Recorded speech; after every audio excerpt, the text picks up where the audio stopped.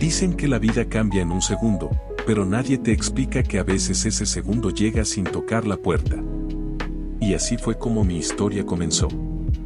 Esa noche yo estaba en mi casa, revisando unas cajas viejas que nunca había abierto desde mi infancia.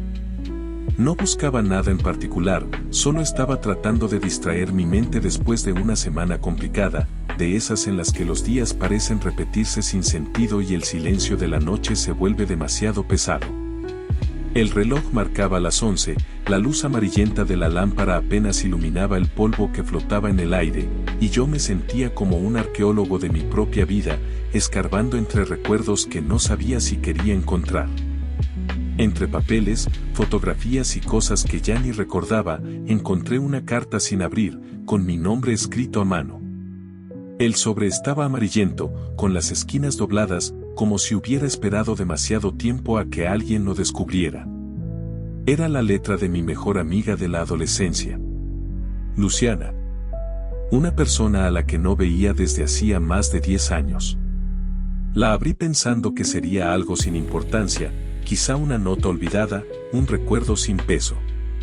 Pero no lo era. Dentro venía un mensaje que empezaba con una frase que me dejó helado. Si algún día lees esto, es porque finalmente decidiste volver a buscarme. La carta decía que, en caso de que yo llegara a abrirla, debía ir a un lugar específico, una vieja librería abandonada en el centro de la ciudad, un sitio al que siempre habíamos querido entrar cuando éramos adolescentes, pero que nunca abría. Ella escribió: te estaré esperando donde siempre quisimos entrar, pero nunca nos atrevimos. La carta estaba fechada hacía 9 años. Pude haberla ignorado. Pude haber guardado todo y seguir con mi vida. Pero no pude. Había algo en esa carta, algo que me presionaba el pecho y me hacía sentir que debía ir. Al día siguiente, antes de que anocheciera, fui a esa librería. El camino hacia el centro estaba lleno de luces viejas, de calles que parecían olvidadas por el tiempo. Cada paso era una mezcla de ansiedad y nostalgia. Recordaba cómo, de adolescentes, Luciana y yo pasábamos frente a esa librería cerrada, inventando historias sobre lo que habría dentro. Decíamos que quizá escondía libros prohibidos, secretos de la ciudad, o simplemente un guardián que no quería que nadie entrara. Para mi sorpresa, estaba abierta. Al entrar, todo estaba en silencio.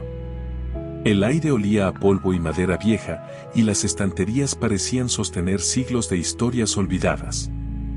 El suelo crujía bajo mis pasos, y cada rincón estaba lleno de sombras que parecían observarme. En el fondo del lugar, sentada en una mesa llena de libros desgastados, estaba Luciana. No lucía como alguien que no había visto en años, lucía exactamente como la recordaba. La misma mirada tranquila, la misma sonrisa tímida.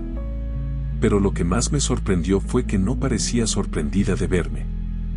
Sabía que vendrías, me dijo, como si lo hubiera sabido desde el primer día que escribió aquella carta. Su voz tenía la misma calma de siempre, esa calma que me hacía sentir que todo estaba en su lugar, aunque nada lo estuviera.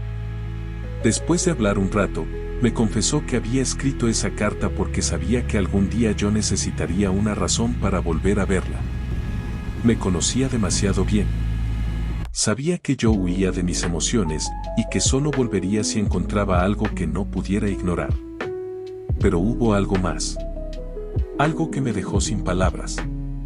Luciana me explicó que había estado lidiando con una enfermedad durante muchos años, y que esa librería era el único lugar donde se sentía en paz.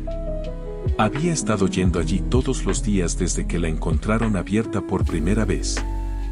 Ella no sabía si yo llegaría algún día, pero igual decidió esperar. No vine aquí para que me salves, dijo. Vine para que vuelvas a recordar quién eres.